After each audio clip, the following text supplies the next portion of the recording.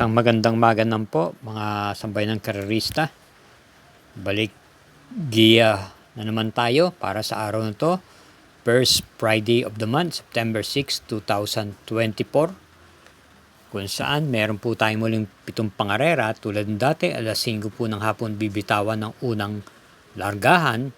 Katamtaman lang po ang pagkaka-lineup, hindi naman po kanipisan o karamihan. Maliban lang po sa bandang likuran. At sa puto pong ito, tulad po ng dati, hindi na po tayo nagpapaligoy-ligoy pa. Diretsa na po tayo sa pagbigay ng ating giya. Kaya halina po, samahan niyo na po ako. Salamat po. Karera numero 1, start ng winner take all, races 1 to 7. Isang 3-year-old and above maiden race. Distance 1,400 meters. Meron po tayong 6 na kalahok dito. Ating pong pamprimera yung kalahok numero 3. Bag sikat din. Ito'y papatnubayan po ni A.M. Tansyoko. At ito po'y may angkin tuling. Basta sa kanyang dalawang huling takbo. Nung una, nung August 4, siya po'y dumating po ng segundo pwesto kay Border Force. At nung pinakahuli, nung August 24 po naman, na segundo po muli siya kay Lady Lois. Si A.M. Tansyoko po ang rumirenda sa kanya. At bilang panigunda po natin yung kalahok numero 1 Galactus na ito'y may angkin din naman bilis at pwedeng i-pacing nitong August 24 dun din sa karerang pinalo ni Lady Lois. Siya po'y kwarto pwesto lamang po dumating. At muling papatnubayan ito sa pagkataon nito ni RC Tabor. Kaya para dito sa karera numero 1, pamprimera numero 3, panigundo numero 1. Karera numero 2, start po ng Peak 6, races 2 to 7. May distansyang 1,200 meters, ang Class 5 split group 6 to 10. At ito po'y binubuo ng 8 kalahok. Ating pong pamprimera yung nagbabalik pistang numero 8 yung Bontay Shore na muling rendano ni KB Abobo. Nagagamayan niya po ito. Basta kanyang preba, ito po'y tumakbo po ng barrier run itong nakaraan August 30. At maganda na po ang kanyang ipinakita doon at nagsilbing batak po. Kung ating pong babalikan, ito po'y meron pong mga naitalang panalo na mga impresibo naman po. Ang una ay nung March 27 kung saan ito po'y nagparimate at nanalo po ito. Tinalo niya po si Bantay Sarado at Snow White, KB Above po ang rumenda. Nitong April 21, may naitala rin pong panalo to. Kabilang sa kanya tinalo si Snow White at Heavyweight. KB Abo po ang kanyang rumirenda. Kaya sa tingin ko, kung nasa kondisyon po ito, mahihirapan po silang talunin to. Ating pong panigunda naman dito yung numero 4 Sampaloc Pride na maganda rin na po ang pinakita ng nakaraan nung diretsahan po. Siya na po ang may hawak. Kala ko po makakatapos to pero kinapos din po.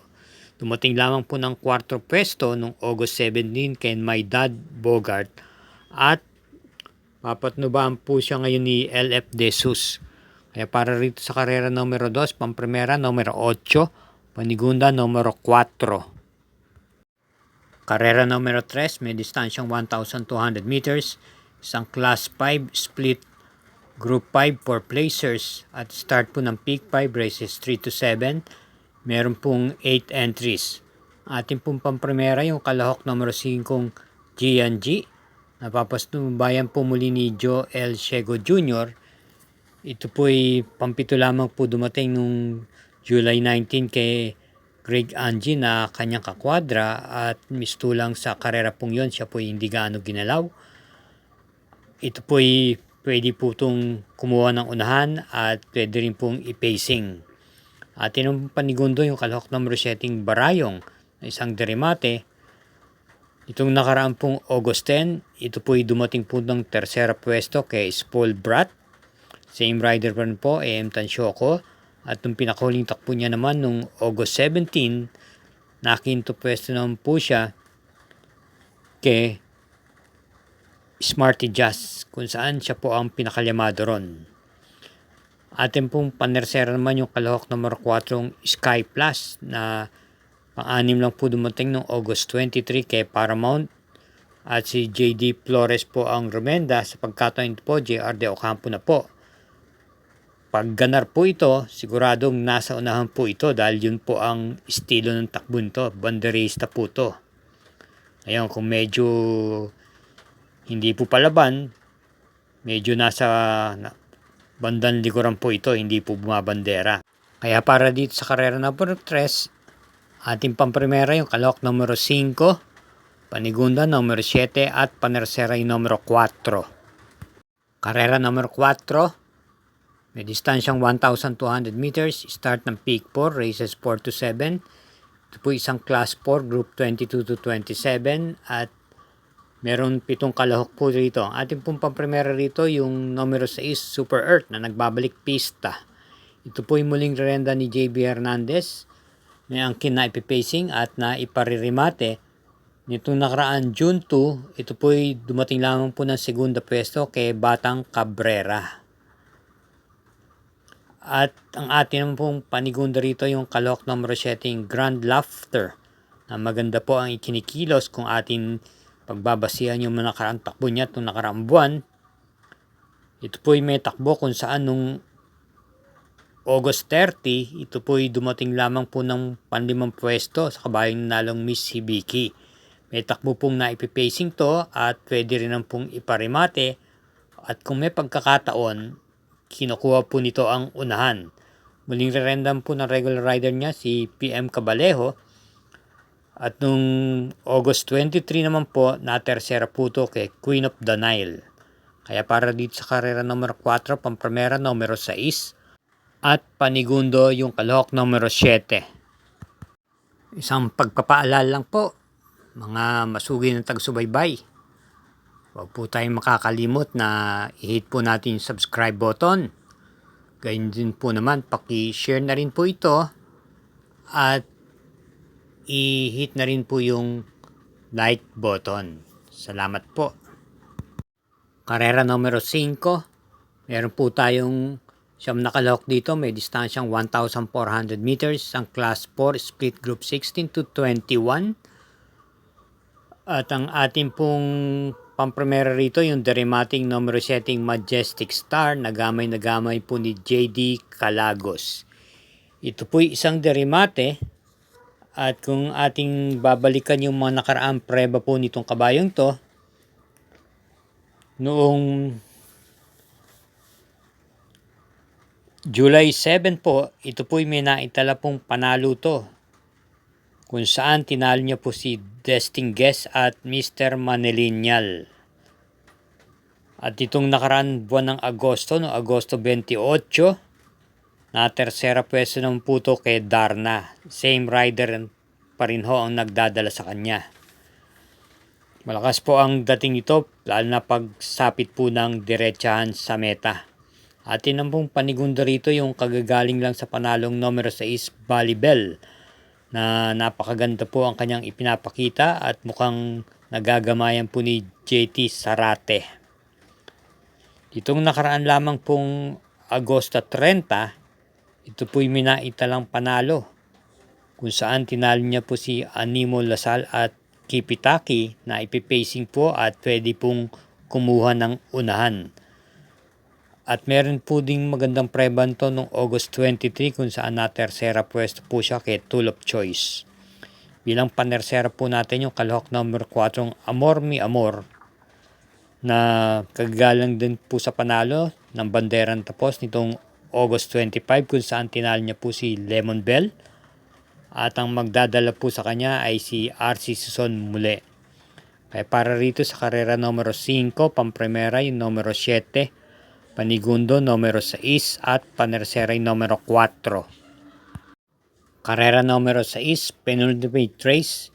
Ito po may distansyang 1,400 meters, isang class 5 split group 6 to 10 at kinabibilangan po ito ng 10 kalahok. Ating pong pamprimera rito yung numero 2, Shining Thunder na papatubayan po ni JD Calagos. Maganda po ang kanyang kinikilos ng nakaraan mga nagdaan takbo niya. Yung pinakahuli ay nung August 24 kung saan dumating po ito ng segundo sa kabayang nanalong Iris. May tuling po at pwede pong pacing. Muling rerendahan po to sa pagkakataon nito ni JD Calagos.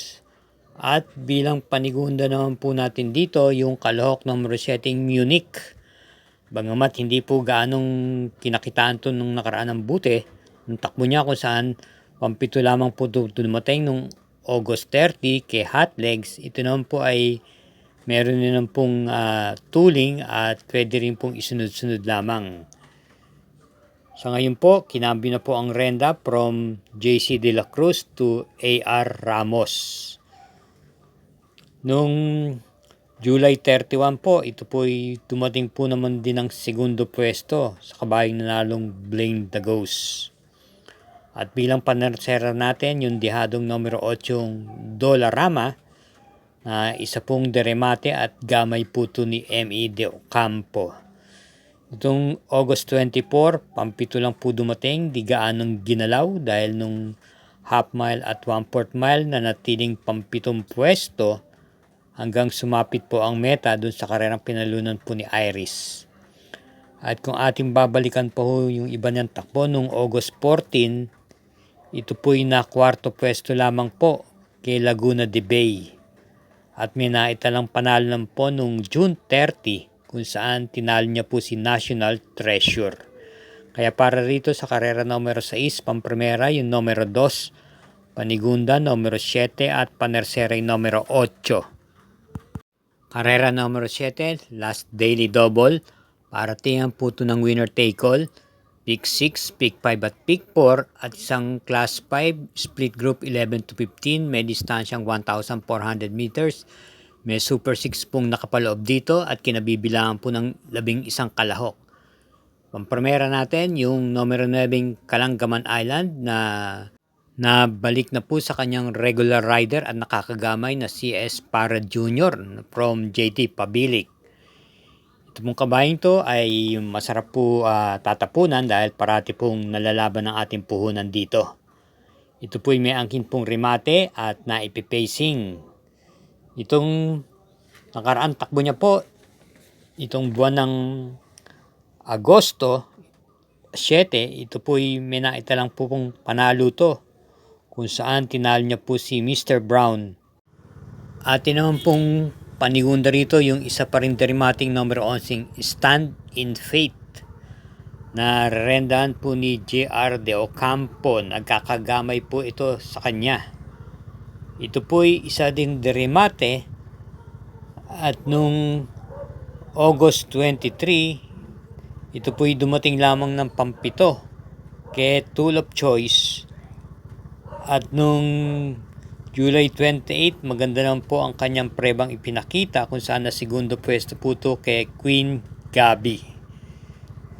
Bilang panersera natin, malamang yung malyamadong numero 4 Cold Digger na binalik po kay JB Hernandez ang renda. Ito naman po ay na kwarto pwesto lamang noong August 23 kay Maaasahan. Dati pong isang derimate, pero naturuan na rin po itong isabay sa bandang unahan. Kaya para rito sa karera numero 7, pampremera numero 9, panigundo numero 11 at panersera yung numero 4. Sa lahat po ng matyagang sumusubaybay sa Mangkelos TV YouTube channel, maraming salamat po at naway pala rin po tayo kapaparehas at matapat po ang ating mga giya. Tulad ng aking karaniwan sinasabi, hinay-hinay lang po sa paglilibang at pakiingatan din po ang ating sarili sa pag-uwi dahil may mga mahal sa buhay po naghihintay sa atin. Thank you again for watching at good luck po.